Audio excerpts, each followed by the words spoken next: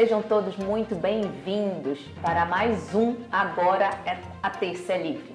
Bem, neste episódio vocês vão ver que nós estamos num formato bem diferente, mas estamos atendendo justamente as sugestões de nossos seguidores e ouvintes. E é uma alegria enorme estar aqui hoje dividindo este quadradinho aí que vocês estão vendo, ou seja, essa bancada com o professor Valdir Pucci. Vamos começar então, junto com a companhia de vocês que nos seguem, que compartilham, que deixam sugestões, críticas, comentários. A gente acompanha absolutamente tudo e atendemos aos pedidos de vocês. Professor, olá, como estamos? Tudo bom, Rafaela? Tudo bem com todos que estão nos assistindo?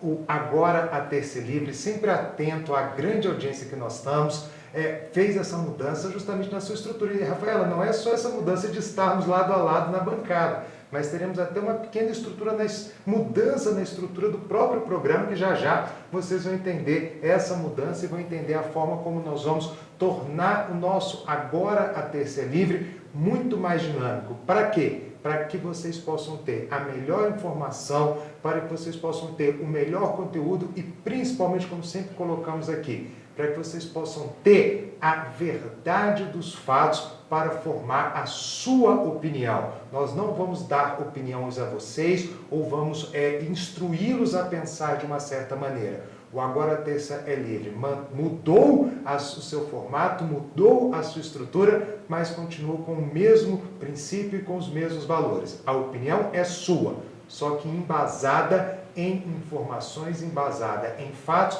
e principalmente, né, Rafael, embasada em profissionais que são os nossos entrevistados toda semana, conhecedores da sua área de atuação, que só fazem nos ajudar e acrescentam nesta busca pela informação, nessa busca pela opinião sua a partir de fatos e de verdades. E não, como sempre colocamos, um trabalho baseado em narrativas. Narrativas são visões. Nós não trabalhamos com visões, mas com fatos. Então, espero que vocês gostem muito desse novo formato, né, Rafael? Para mim, como a Rafaela falou, é uma honra tê-la aqui ao meu lado.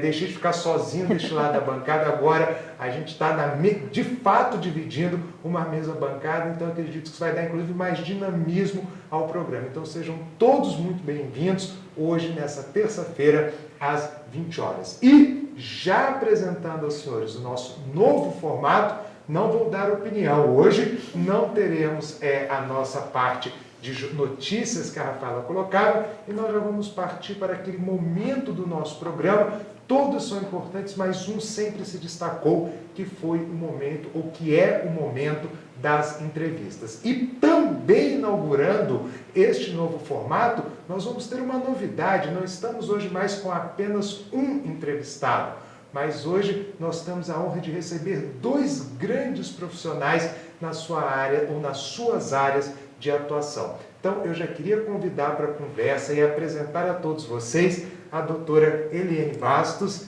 e o senhor Josimar Mendes. Se vocês me permitem, eu vou tirar o doutor e o senhor, por favor, Eliane e Josimar aqui conosco. E vou só pedir um minutinho para falar um pouquinho do currículo de vocês, para que quem está nos assistindo conheça os grandes profissionais que estamos recebendo hoje no Agora a Terça é Livre. Bom, doutora Eliane Bastos é advogada em Brasília, diretora nacional do IBDFAM da região Centro-Oeste, mestre e doutora em Direito Civil pela PUC de São Paulo.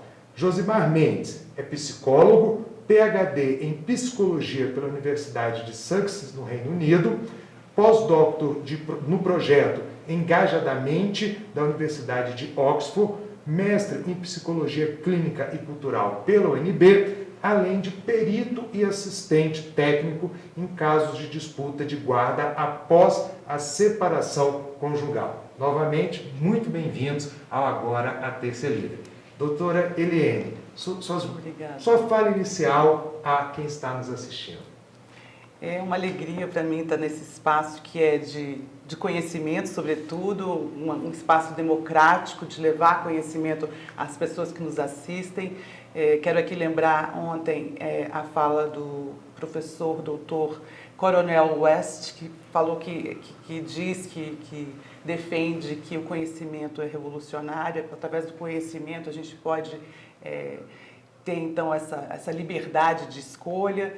E é uma alegria para mim muito grande estar dividindo essa bancada com a interdisciplina, com o Dr. Josimar, que é o psicólogo que entende também do direito. Então, eu creio que a gente possa aqui ter uma oportunidade de ter essa interdisciplina para que a gente possa refletir sobre as nossas questões que lidamos cotidianamente e criar pontes para que as pessoas que precisam do nosso trabalho possam, de fato, ter maiores perspectivas. Perfeito. Josimar, algum comentário inicial a quem está nos assistindo? Claro, eu gostaria de agradecer o convite por estar aqui hoje, junto com a minha colega Eliane, para poder discutir esse tema. E essa provocação que o senhor fez hoje, no início, eu acho que é muito válida, né, da gente poder abrir visões e discussões sobre temas para que as pessoas possam, de forma independente, construir a sua própria opinião, mas, claro, a gente trazendo a nossa experiência e, no meu caso, também trazendo um pouco da ciência por trás desses temas que a gente vai discutir aqui hoje. Josimar, só vamos tirar o senhor, se eu tirei o senhor, tiramos o senhor, porque aí a gente flui o papo mais fácil. Josimar, vou aproveitar o gancho, já que você foi o segundo a colocar aí essa fala inicial, vou começar com você a entrevista, porque eu acho que isso vai dar o gancho para o restante do nosso bate-papo aqui. Só até colocando também para os nossos, para quem está nos assistindo, para os nossos ouvintes, a área de atuação de vocês é voltada para o direito de família. Ou estou errado, ou correto, perfeito? Então, vou te fazer já uma provocação, Josimar. Você fez um trabalho, quando você escreveu o seu trabalho de doutorado, né? Correto. Doutorado. Você escreveu um trabalho sobre o processo de tomada de decisões sobre guarda no Brasil e Inglaterra. Eu sei que o título é mais profundo, mas eu queria começar por aí. Primeira pergunta básica. Existe diferenças? O que diferencia um processo deste no Brasil e um processo na Inglaterra? Tem melhor? Não sei se dá para fazer juízo, Sim. Mas existe um melhor, um mais apropriado para atender o interesse da criança, que acredito eu seja o principal, que é buscar o interesse da criança. Sim. Olha, esse processo ele é bastante complexo, né, nos dois países, e a gente tem diferenças e elas basicamente vão estar calcadas em questões jurídicas, que no direito a gente fala do tipo de sistema legal. Então, no Brasil é um sistema legal que a gente chama de civil law e na Inglaterra é common law. Aí eu não sei se vale a pena explicar, talvez a do direito possa explicar melhor. Se a Eliane quiser, fique à vontade. Eu quero reforçar aqui esse nosso encontro, que sem dúvida ele registra uma disponibilidade cognitiva, né? Uma disposição cognitiva, porque eventualmente nós temos entendimentos diferenciados e é muito importante também quando a gente pensa em democracia, a gente pensa na pluralidade da nossa sociedade e assim também deve ser essa oportunidade da gente ver opiniões diversas sobre o mesmo assunto. Mas em relação à civil law e à common law, de fato, tem essa diversidade. Nós nos baseamos mais pelas leis, até pelas jurisprudências, mas pelos entendimentos mais sedimentados com base no legislativo e no judiciário. E lá é diferente porque tem a questão dos costumes, então nem tudo é normatizado, né? Mas são pessoas humanas e aí eu acho que no aspecto psicológico a gente tende a, mesmo entendendo a singularidade, a diversidade das pessoas, dos contextos sociais, né, a gente entende que a gente pode dizer das estruturas psíquicas de uma forma mais ampliada, porque somos todos seres humanos, né? E é interessante nesse aspecto a gente ver que para o enfrentamento dos direitos e garantias das crianças e do adolescente, mais especificamente quando a gente vê o seu trabalho, é importante a gente ver que como ainda é um desafio para a gente, na nossa estrutura, por conta de toda a questão de dominação, que eu acho que aí se diferencia um pouco da Inglaterra, pode me corrigir também, que está muito ligado às questões rígidas dos papéis de homens, mulheres. Isso na Inglaterra? Nos dois países. Aí entra na segunda dimensão, que seria cultural, né? Então, tem, como a gente falou, questões legais, mas também tem questões culturais. Por exemplo, a visão que uma sociedade tem sobre o que é uma família, como é que funciona uma família. Aqui no Brasil, a gente tem uma visão muito específica de um modelo hegemônico com valores e funções específicas. que a gente tem mudanças em função da evolução histórica, mas ainda persiste um modelo hegemônico. Então, a forma como essa sociedade olha para essa família, entende o seu papel, vai ter um impacto também, assim como também um impacto sobre como é que a gente olha e percebe crianças e adolescentes. A gente vai olhar para eles como pessoas que são meramente incapazes, que não têm condições, que não votam, que não podem tomar decisões, ou são pessoas que estão numa condição de desenvolvimento peculiar e que por isso então merecem a proteção integral do Estado, mas que ainda assim são sujeitos de direitos, mas que ainda assim têm direito à voz, à personalidade, à identidade. Então, essas diferenciações, elas vão ter impactos significativos na forma como a justiça lida e trata essas famílias, essas crianças e, consequentemente, seus melhores interesses. Eliane, você que é da área do direito especificamente, como é que você enxerga isto que o Josimar acabou de falar? O que eu digo? Como é que a nossa justiça, na sua visão, ela tem trabalhado essa questão, tanto de decisões sobre guarda no Brasil especificamente? É importante a gente dividir a questão da conjugalidade da parentalidade. Por favor. A conjugalidade, a gente diz com relação àquele casal que teve um encontro, ou pelo casamento, ou pela união estável, ou mesmo sem os dois, apenas um encontro amoroso que gerou um filho. Então, a gente tem que dividir isso que às vezes começa e termina de uma forma, mas que a questão da parentalidade, o exercício do poder familiar, chamado poder familiar, da autoridade parental que eles vão exercer sobre os filhos nessa condição peculiar de desenvolvimento, ela permanece. Ainda que tenha, e é importante ouvir o Josimar falando assim, que aqui tem uma questão hegemônica da família, a gente, até dentro do IDEFAM mesmo, a gente tem sempre esse olhar da diversidade de famílias, assim, e eu acho que a gente tem conquistado muito, assim, com força política mesmo, para que todas as formas de família sejam recepcionadas e protegidas, Então, mas a família, vamos supor, conjugal, ela termina, ou ela nem chegou a começar. Mas o exercício da parentalidade, o dever de proteger de uma forma integral, porque a Constituição fala, a sociedade, a família, a sociedade e o Estado devem ter o dever dessa proteção, desses direitos fundamentais, prioritariamente as crianças e adolescentes. Então, já tem uma ordem, apesar de que essa ordem, ela é naturalmente por uma questão que a gente sabe que socialmente a família natural, naquele núcleo primeiro, ela fica a responsável. Então a gente tem que ver que, independente de ser uma família conjugal, ela vai formar uma família que a gente fala que é esse laço da conjugalidade, da parentalidade, desculpa, que essa responsabilidade que a gente chama de coparentalidade, porque ela deve ser conjunta, assim, idealizando, que ela deve ser conjunta, porque assim fala a lei. Então, ninguém pode se eximir do dever, Então, tem os parâmetros que, quando essa responsabilidade ela não alcança o seu objetivo, que é de proteção, aí a gente chama do abuso dessa autoridade, Então, são várias questões, mas é importante a gente distinguir que pai e mãe, eles vão ser, ou duas pais, duas mães, elas vão continuar exercendo esse dever de garantir prioritariamente a proteção integral de crianças e adolescentes. Vou fazer uma provocaçãozinha aqui, Rafa, se me permitir, uma provocação mesmo, viu, Eli? Você falou agora, por isso que eu até anotei aqui, coparentalidade, e que o pai, a mãe, não pode se eximir do dever de praticar a parentalidade, certo? Sim. Isso envolve amor? Isso aí já foi decidido. Não o amor, o afeto, porque o afeto, a gente também acha que afeto, e aí é uma discussão muito grande, mas a gente quer dizer que é mais a proximidade, porque com a proximidade é possível você chegar a ter laços, ainda que negativos, porque até os negativos eles também podem fazer parte da construção, da pessoa em desenvolvimento. A gente conhece, por exemplo, na sociedade, pessoas que tiveram uma paternidade exercida de uma forma ruim, negativa, e conseguem ser pais bons, e a mesma coisa com mulheres também. Então, a gente acha assim,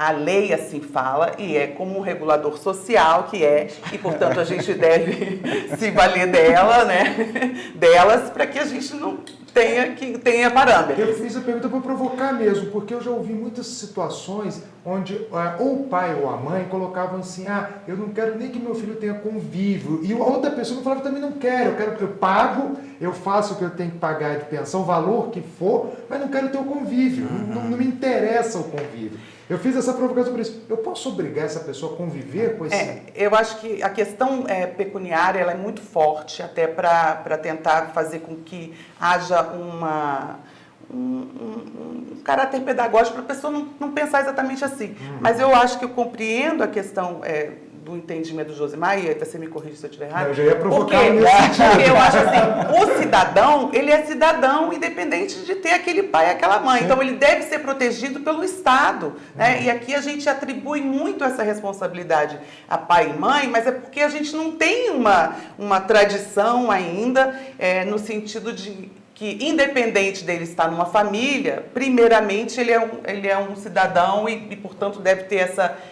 Hoje de dia, na família, com os números que nós temos da violência intrafamiliar, na família ele é negligenciado e a gente sabe que é muito difícil a gente culturalmente reverter isso, apesar de que a gente tem os mecanismos, tem políticas públicas, mas ainda é deficitário, né? Então eu acho que a gente vê outros países assim, é porque já tem uma tradição que, independente de estar na família ou não, aquele cidadão ele deve ser protegido. E aqui a gente sempre prioriza essa família nuclear e tudo.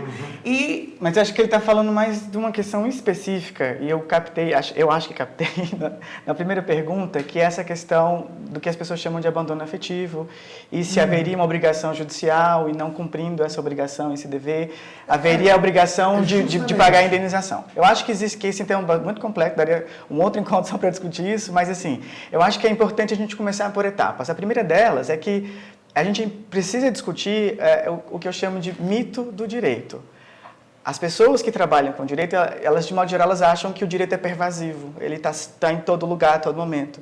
Né, quase onipresente e onisciente. E não é. A gente basta olhar a realidade social em que o Estado e que o direito constitucional não chega. As pessoas têm seus direitos violados de forma bastante sistemática. Então, o direito ele não consegue, de fato, estar pervasivamente nas relações todas elas. Portanto, é ilusório achar que a gente consegue regular toda e qualquer relação, e é até bom que não se regule toda e qualquer relação, especialmente no âmbito familiar, porque as famílias precisam se depender e achar sua própria autonomia. Isso dito, do ponto de vista psicológico, a gente não consegue...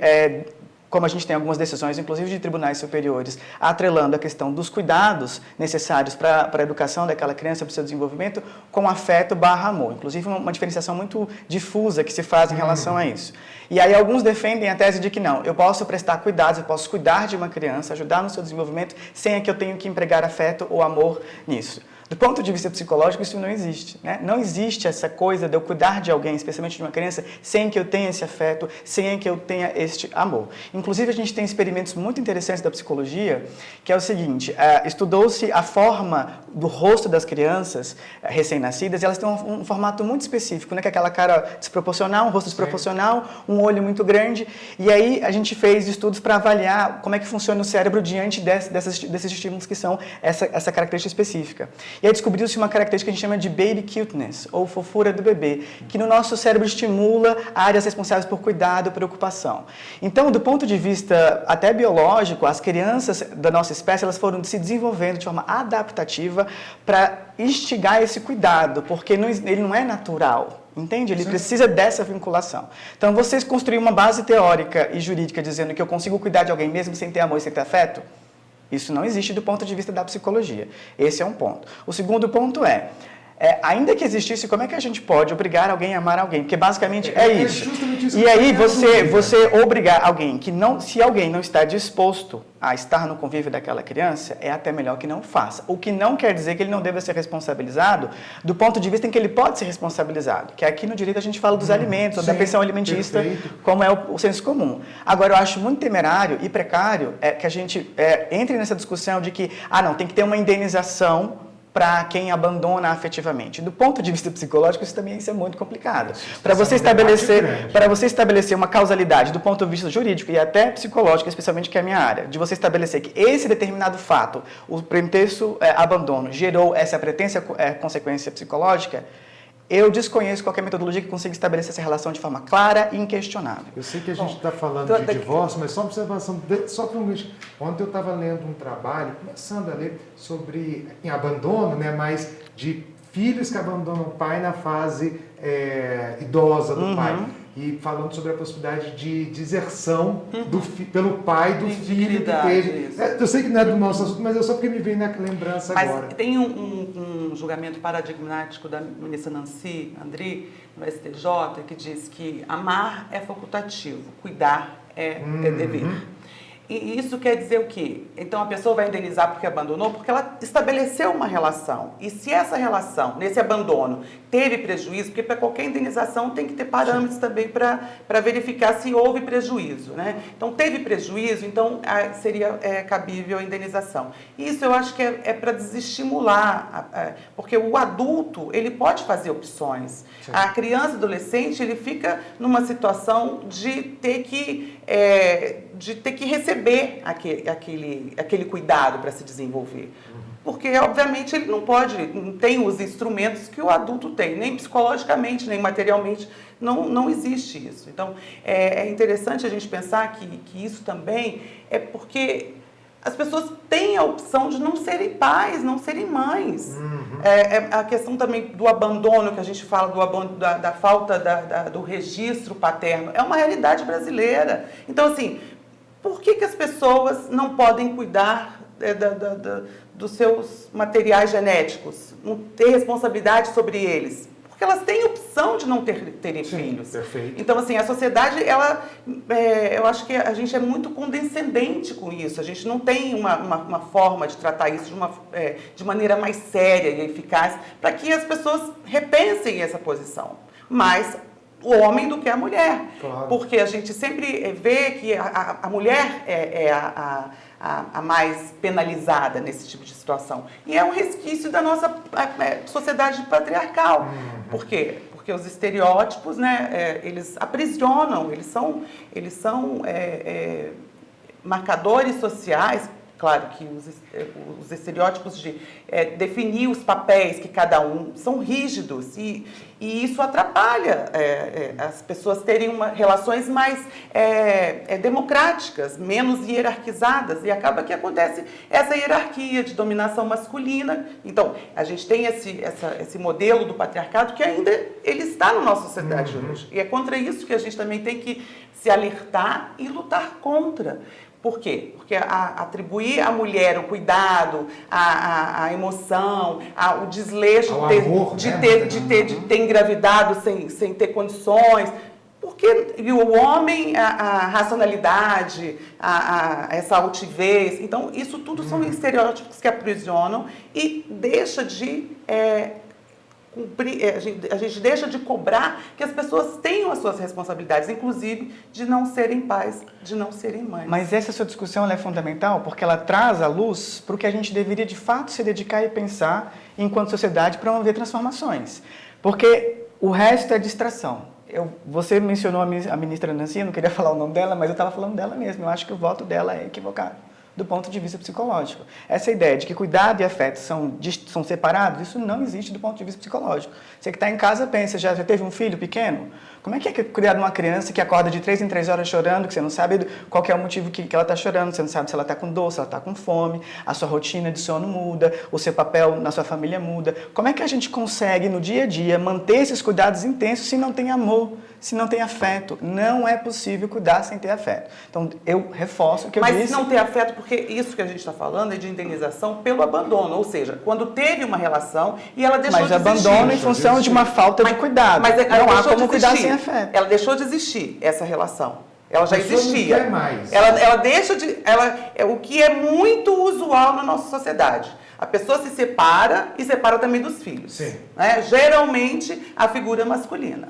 Então, é geralmente o homem que faz isso. Então, separou e separa também dos filhos. O que isso vai repercutir para o filho que está em desenvolvimento? Pode vir a repercutir de uma forma negativa. É nesse aspecto, é depois da relação construída, que a gente tem um mecanismo para dizer, olha, isso é reprovável.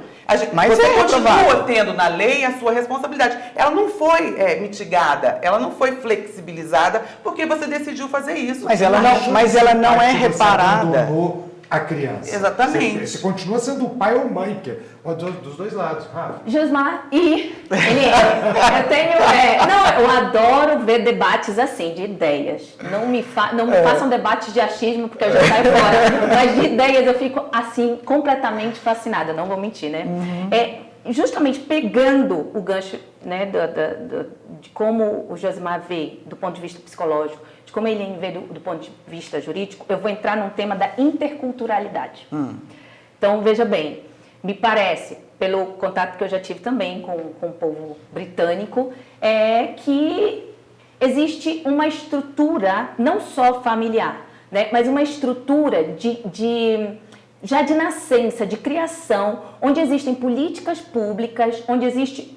nós estamos falando de um grupo de países desenvolvidos, e nós estamos do Reino Unido, e nós estamos falando de um outro em desenvolvimento ad eterno. Desde que eu me entendo por gente, a gente vive em desenvolvimento, né? E em desenvolvimento não é só econômico, é em todo ponto de vista. É o ponto de vista de políticas públicas, é o ponto de vista pessoal, porque eu nunca vi um país que exige tanto direito, mas dever nem pensar. Falou em dever, é um desespero dentro da nossa estrutura social do Brasil.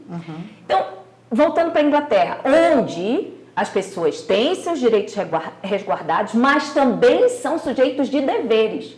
Cumprem aquilo que eles devem cumprir, a responsabilidade, esse senso de responsabilidade. Então, minha pergunta nessa parte da interculturalidade é essa.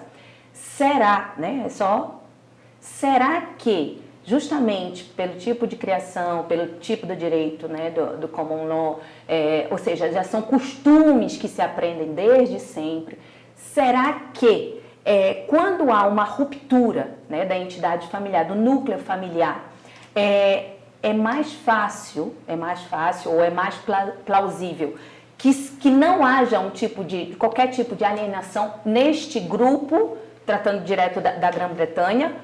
E aí vem para a parte aqui do Brasil, né? Será que não existe também muitas estruturas familiares dentro do Brasil onde existe uma infantilização dos próprios pais e mães, ou mães e mães, pais e pais?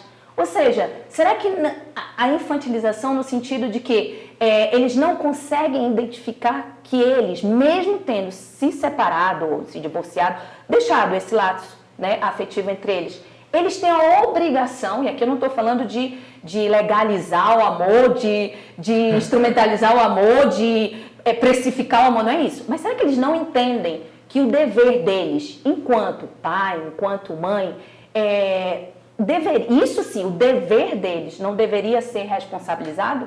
Porque me parece, e por isso que eu gosto dessa questão da interculturalidade, porque nós somos um povo de muito afeto, de muita emoção, muito latino, sabe? Então, mexeu no nosso brio emocional, mexe com tudo. Eu não consigo, assim, a gente não consegue separar muitas vezes o que é só meu, o que é meu e do meu cônjuge, né, do meu companheiro, o que é da minha família, o que é... Não, a gente mistura absolutamente tudo junto, a gente coloca porque nós somos assim, faz parte da nossa cultura, essa emotividade, essa emoção, né, esses laços afetivos muito emocionais, muito cheios de sentimentos, né, diferente da cultura britânica.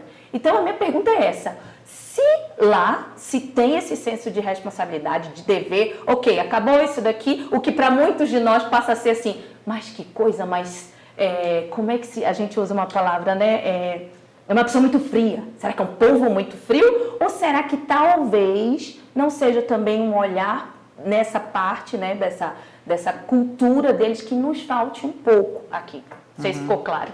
Sim, não, eu acho que é o que eu estava emendando na fala da Eliane anteriormente. Eu acho que quando ela traz o discurso para a gente discutir os papéis que a gente tem dentro da parentalidade, que são designados especificamente para homens e mulheres, a gente abre uma discussão que é mais frutífera do que regular relações familiares de forma punitiva e somente por isso achando que isso resolve o problema quando não resolve. A raiz do problema está na forma como nós, enquanto sociedade, olhamos para homens e mulheres nos cuidados em relação às crianças. Durante muito tempo, a família tradicional brasileira, ela tinha um formato que era a mulher ficava dentro de casa, homem sempre a trabalhar, homem ao ramo de família, e houve mudanças sociais em relação a isso, etc, etc. Mas ainda tem esse ranço de que o homem não tem cuidado, que ele não deve se responsabilizar. Socialmente, o homem que faz isso que a Eliane colocou, né, que quando se separa da mulher se separa dos filhos, esse homem tem muito menos censura social do que se uma mulher faz. Vai uma mulher fazer isso. Com certeza. Vai uma mulher se separar, deixar os filhos com o homem e viver a vida dela e ser feliz, né? Então, acho que a discussão, e quando você traz a questão da comparação cultural com a Inglaterra, eu acho que é isso. É como que essas sociedades distintas olham para as famílias e olham para as crianças. Eu diria que, do ponto de vista comparativo, na Inglaterra as crianças são mais tidas como, de fato, sujeitos de direitos do que é aqui.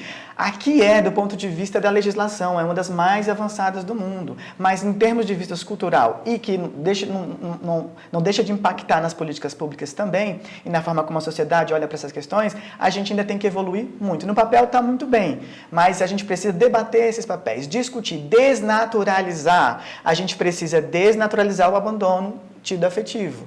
A gente precisa começar a censurar socialmente esses homens que fazem isso. A gente precisa começar a aceitar que as mulheres são diversas, que as mães são diversas, que as famílias são diversas e que o papel da sociedade e do Estado brasileiro é dar lugar e suporte para todas essas famílias e não favorecer uma em detrimento de outras. Então, eu acho que essa questão é uma questão cultural e a gente precisa de suscitar um debate como esse que a gente está fazendo aqui para que a gente possa ter algum vislumbre de mudança. A questão também me ocorreu, para te responder, Rafaela, sobre a questão da interseccionalidade, sabe? Porque esses marcadores sociais de raça, de idade, de classe social, isso também são condicionantes que vão interferir na questão dos direitos e deveres. A gente está falando aqui de uma maneira geral como a gente vê as estruturas familiares. Com papéis definidos, né, e tradicionalmente, com papéis definidos esses que cabe à mulher mais o cuidado, e isso vem paulatinamente sendo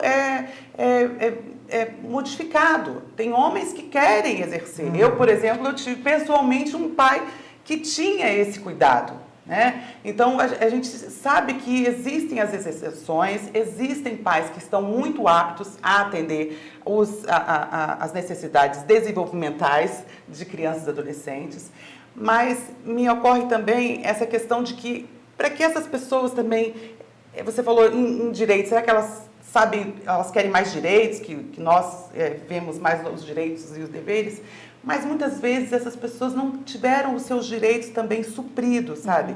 A gente, sem querer assim, minimizar, mas às vezes as pessoas também não têm esse conhecimento do papel, da função, por uma questão social, desses marcadores sociais, que a gente vê, por exemplo, o Instituto Brasileiro de Direito em Educação e Fraternidade, ele cumpre muito esse papel, começa a ensinar o jovem na fase de ensino médio. Então, essa consciência dos direitos e das responsabilidades, ela fica negligenciada, enquanto que deve ser papel do Estado, mas é papel de toda a sociedade também. É função da gente também cobrar que ela ocorra. Então, a gente fica empurrando para quem tem, de fato, a responsabilidade, mas a gente tem obrigação de também se conscientizar disso para fazer com que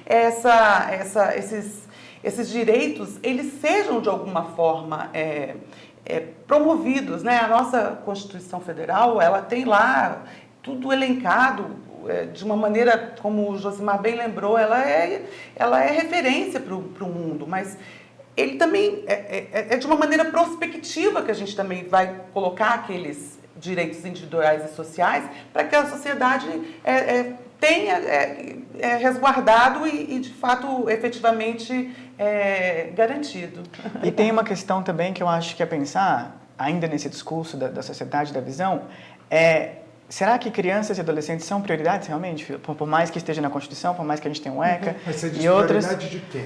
Do Estado? Do Estado e da sociedade. Será que... Porque assim, é só a gente pensar... Como sujeito de direitos, né? Como sujeito de direitos, direitos, justamente. O Estado, por exemplo, ele não falha quando ele tem que fazer grandes concessões a bancos ou pessoas que, né, que têm grandes fortunas e não pagam maior imposto sobre isso. Ele nunca falha, né, em concessões a bancos. Mas quando a gente fala de políticas públicas de primeira infância, segunda infância e adolescência, nunca tem dinheiro ou esse dinheiro é desviado. Então, claramente, por mais que você tenha a lei, a legislação, para este Estado, para esta sociedade, crianças e adolescentes não são prioridade, assim também como as mulheres também não são. Com certeza. Mas aí eu te faço, até não sei se para você ou para a Eliane, a pergunta que me vem quando você falou de quem é a responsabilidade. Nós estávamos discutindo aqui, começamos, isso é fantástico, a gente vai entrando em assuntos, eu acho que a conversa tem que ser debate, mas eu quero voltar um pouquinho aqui no nosso bate-papo. Nós começamos falando sobre justamente a questão da guarda, quando você vai para a guarda, tá? Então, é por isso que eu falei, eu não sei se a pergunta é para você ou para ela, porque no momento em que eu estou num tribunal, estou decidindo a guarda, que um juiz tem que se manifestar, o que você acha que tem que ser observado?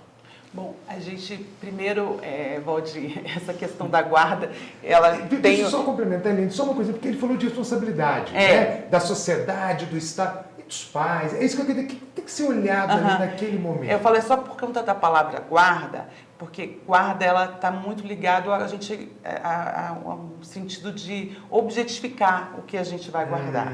Então, assim, a gente fala mais a autoridade parental. Porque como sujeito de direitos, ele precisa se desenvolver e tem ali as pessoas as quais são responsáveis pelo desenvolvimento. Então, a gente fala quem vai exercer proporcionar esse desenvolvimento, essa proteção integral, são quem detém primeiramente a autoridade parental. Então, aí você colocou, quando está no litígio, e é muito importante também a gente saber que quando os conflitos eles se instauram, os conflitos eles fazem parte da nossa natureza, né? Então, não necessariamente a gente precisa de pensar em judicializar, porque hoje a gente tem mecanismos para que, e eu sempre repito isso, quando as pessoas vão se encontrar, ou para um encontro apenas, ou para viver uma união conjugal ou união estável, elas têm sempre uma rede de apoio. Perfeito. Né? Ninguém decide ao mesmo tempo, as pessoas não decidem ao mesmo tempo, vamos a partir de hoje. Um fala, o outro pensa, existe uma acomodação ali dos interesses, né? que são fluidos. E quando as pessoas se separam ou têm qualquer desgaste entre si, elas também precisam dessa rede de apoio. Eu acho que é muito importante a gente não pensar na judicialização como uma terceirização dessa responsabilidade.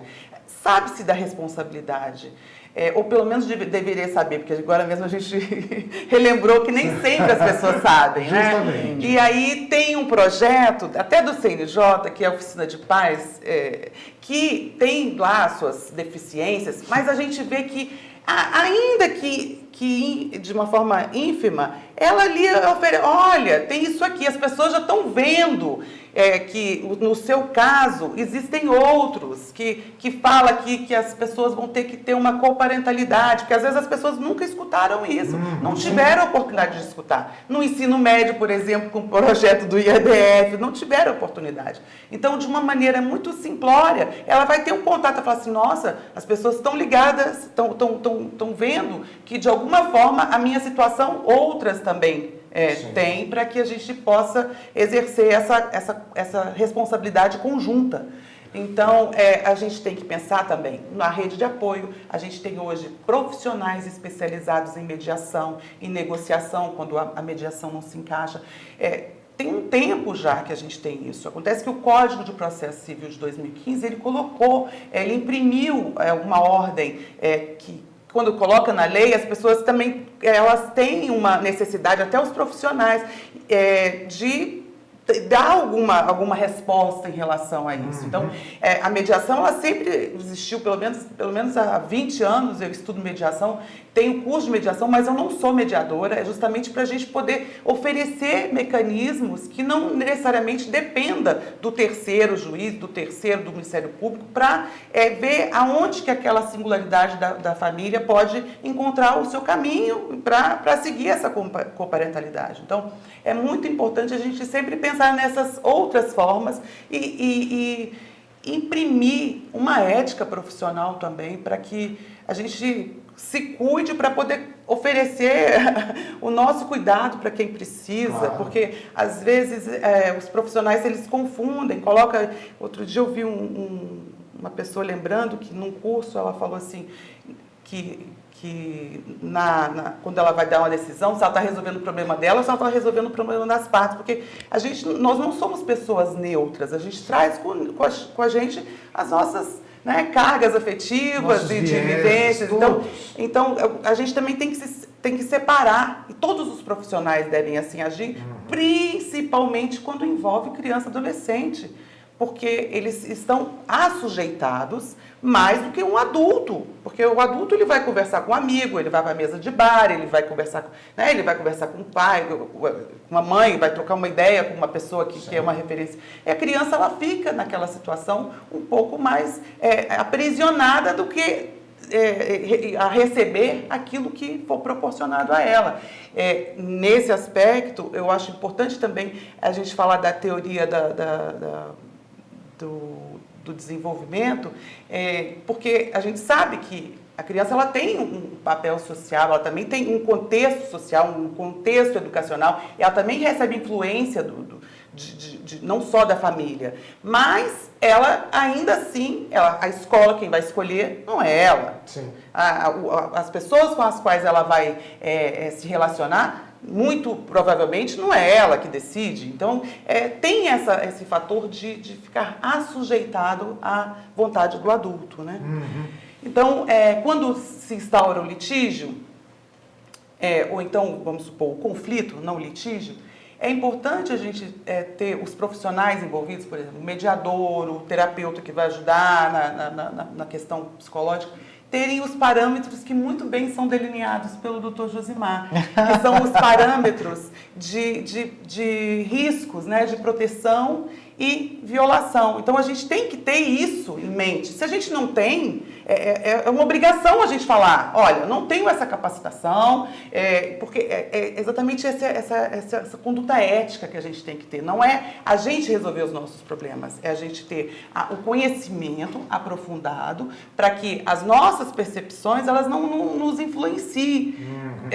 Vamos supor, um exemplo, a pessoa está num conflito e o profissional fala, não, eu já tenho a solução, eu conheço a escola, mas você não é pai, você não é mãe dessa criança, por que você está dando esse palpite, né? Porque a pessoa, às vezes, ela quis ter para si próprio, o seu próprio filho, então coloca ali uma situação muito simplista e indigna para aquela pessoa. E para aquela situação, né? Específica. Então, é isso. Fantástico. Eu gostaria de ouvir o Dr. Josimar.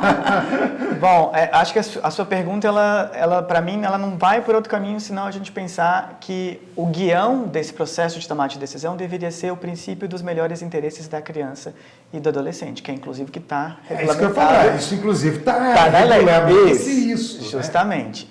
Agora, eu sinto dizer que não é isso que acontece, nem aqui, nem na Inglaterra. Mas, falando especificamente do Brasil, a gente observa, e eu dizia isso ontem numa apresentação que eu fazia sobre o meu doutorado, que falta o que a gente chama de literacia sobre o princípio. Falta conhecimento sobre o que de fato ele é e da sua própria evolução, que é de séculos até chegar aqui, né? Falta conhecimento sobre a própria evolução jurídica, especialmente de tratados internacionais, que chegaram até hoje para a gente ter esse princípio, né? Eu dizia ontem mesmo que o primeiro tratado internacional que nomeou o princípio dos melhores interesses foi de 1924. Ele tinha 5 artigos. E aí depois, o último que foi lançado em 1989, que é a Convenção Internacional dos Direitos da Criança e do Adolescente, ela já tem 44 artigos. Então, não é possível você olhar para o princípio e dizer assim, é muito aberto, é muito indeterminado. A minha opinião é de que quem fala isso é que não conhece do que está falando. E aí a prova disso, Valdir, é que no meu doutorado, um dos estudos que eu fiz, dos vários que eu fiz, a gente fez com estudantes de graduação de Psicologia, Direito e Serviço Social, do Brasil e da Inglaterra. 530 participantes. E aí, no comecinho desse estudo, a gente perguntava, você já ouviu falar do princípio do melhor interesse da criança e do adolescente? 61% desses estudantes, que aí variam do primeiro semestre até o último, nunca tinham ouvido falar. Você já teve alguma atividade acadêmica, palestra, aula, seminário, simpósio, sobre esse tema? 81% nunca tinham ouvido falar. Se a gente for pensar que esses profissionais que estão se formando são potencialmente profissionais que vão trabalhar nesses casos, e 61% nunca ouviu falar, e 81% nunca teve nenhuma atividade sequer acadêmica sobre esse tema, a gente está evidenciando a falta de literacia. Então, o problema é mais anterior, é de própria formação. Mas voltando à situação real, dentro do que a Eliane já colocou, do ponto de vista psicológico, a gente precisa olhar para os melhores interesses, e o que eu discuto na minha tese é assim, quando a gente fala de melhores interesses, nada mais são do que falar de necessidades desenvolvimentais, que no campo do direito se traduz enquanto direitos que a criança tem. Então, quando a gente está falando, por exemplo, do direito à identidade, à personalidade, à opinião, a gente está falando de um aspecto psicológico da sua identidade, da sua personalidade, que a pessoa desenvolve. Então, cada direito está vinculado necessariamente a uma necessidade desenvolvimental.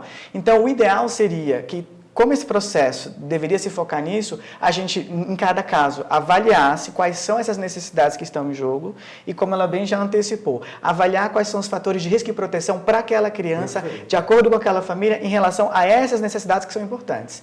Se a gente fizesse isso, eu diria que o resultado desses processos de tomada de decisão seriam muito mais efetivos e melhores do que são hoje, porque a gente tem o foco em coisas que são equivocadas. Eu acho que a iniciativa de você ter oficina de paz, ela é brilhante, ela é muito bem-vinda, ela é fundamental, mas a gente precisa pensar em políticas públicas que sejam feitas com base em evidência. Existe algum estudo comprovando que essa oficina tem alguma eficácia, que ela de fato produz algum efeito nesses pais, alguma mudança comportamental? Tem algum dado? Porque, por exemplo, eu recebo processos em que está uma litigância danada, a gente precisa marcar um estudo, mandar para a mediação ou para a conciliação, como a própria Eliane falou, e o Ministério está insistindo em ir na oficina, porque o pai não fez a oficina. Assim, nesse momento, assim, sabe, não é a oficina que é importante, especialmente porque a gente não sabe o quão efetiva ela é. Então, eu fico incomodado com esses proselitismos que a gente tem, de que não, quando eu encaminho a família para a oficina, eu estou fazendo o melhor interesse. Quando, na verdade, é o que eu estou dizendo, a gente deveria pensar nessas necessidades desenvolvimentais que estão em jogo, e, claro, a questão da parentalidade, da conjugalidade, que a gente dizia aqui, elas vão ter impacto direto sobre isso. Então, a gente precisa intervir, ter alguma continência nesse sentido, mas a gente também precisa pensar de uma forma um pouco mais complexa, né? Claro. Olha, o que o Josimar está falando, e eu gosto muito de escutar, porque é muito interessante a importância do cientista nesse aspecto. Como a gente tem que se valer da ciência, como a gente precisa de dados, né? E o CNJ, o Conselho Nacional de Justiça, ele tem um importante papel nisso, de recolher esses dados, mas a gente também está falando desse parâmetro, desse contexto, onde um terceiro vai dizer isso, né?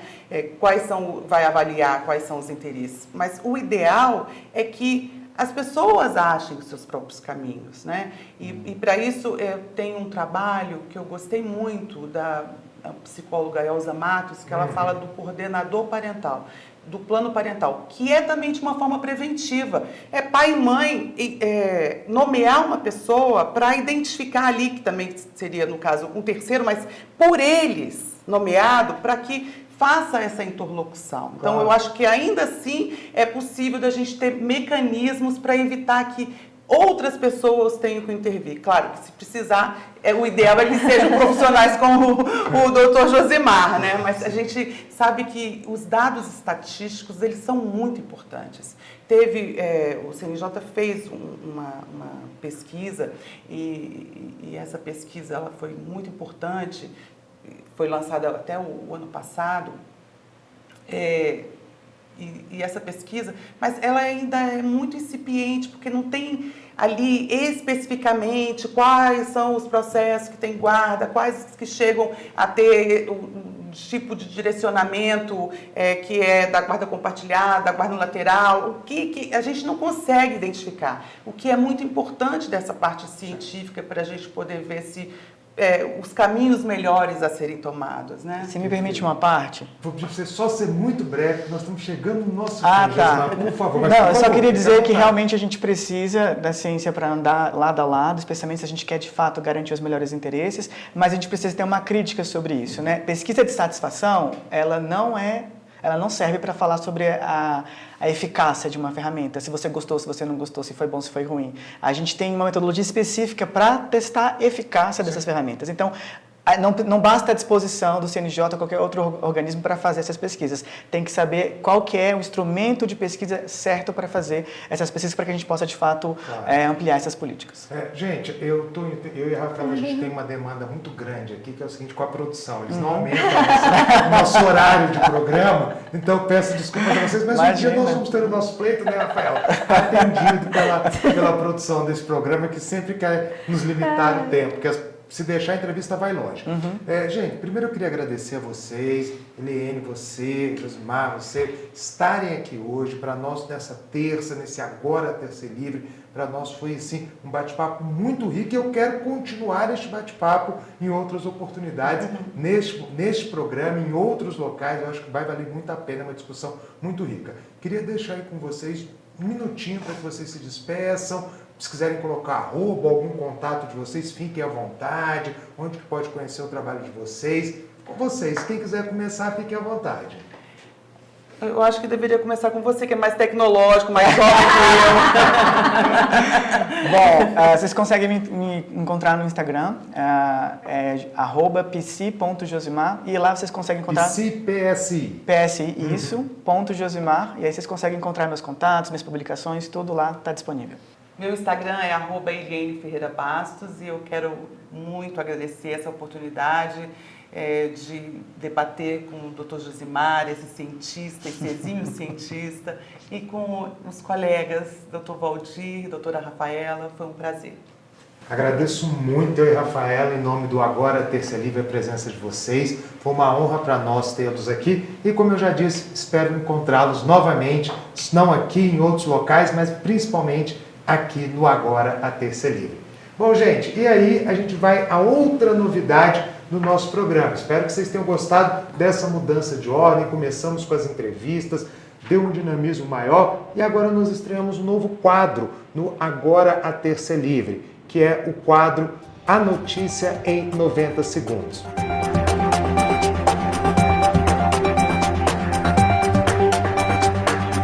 E a notícia dessa semana diz respeito justamente aos rumos do governo Lula. Na verdade, é a análise dos rumos do governo Lula. Qual é a grande questão?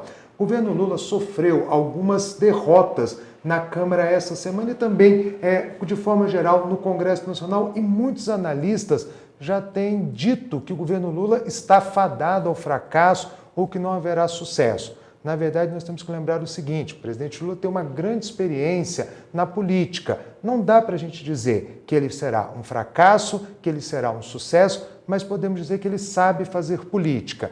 Mas importante, nesse saber fazer política, o presidente não pode se esquecer. O Brasil de 2023 não é o Brasil de 2002. O presidente ele não conta mais com aquele tradicional presidencialismo de coalizão que ele recebeu de Fernando Henrique, de Itamar, de Collor, de Sarney, mas que hoje nós temos uma conjuntura completamente diferente na forma de fazer política. Mais importante para Lula é tentar descobrir esta nova forma de fazer política para aí sim, se aprender, a gente poder dizer se foi um governo de sucesso ou se será um governo de sucesso ou um governo de fracasso. Mas o importante é o país, o governo, nós temos que começar a olhar para frente e parar de olhar para trás. A grande questão é não perguntar se o governo Lula vai ser um sucesso ou um fracasso, ou torcer para uma coisa ou outra. Temos que torcer para o sucesso do país